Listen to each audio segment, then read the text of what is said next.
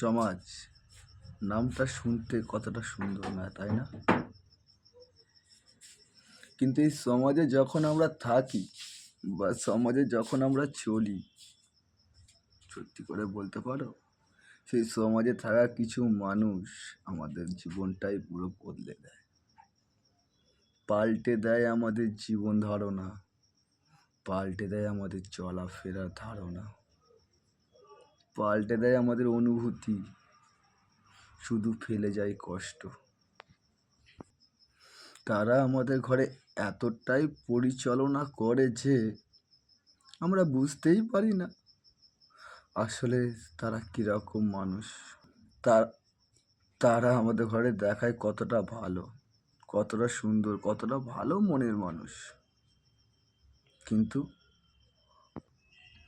তারা ভালো সেজে নিজের স্বার্থ পূরণ করেই চলে যায়, শুধু ফেলে যায় কিছু স্মৃতি, কিছু কষ্ট। হায় রে বোকা মন আমার, কবে এই মন বুঝবে স্বার্থপর দুনিয়াতে কেউ স্বার্থ ছাড়াই চলে না। যে তুমি ভালো থাকতে চাইবে ওটা ওরা চায় না।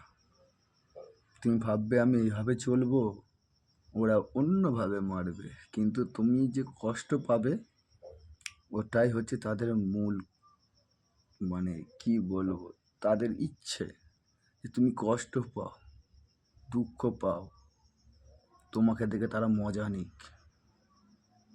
কিন্তু মন তো বোঝে না, তাদের ঘরে ভালো মানুষের দরজায় বসিয়ে দেওয়া আছে।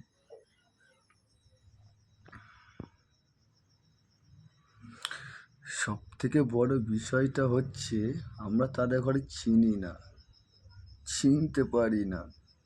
যদি চিনতে পারতাম তাহলে মনটাকেও বুঝে নিতে পারতাম।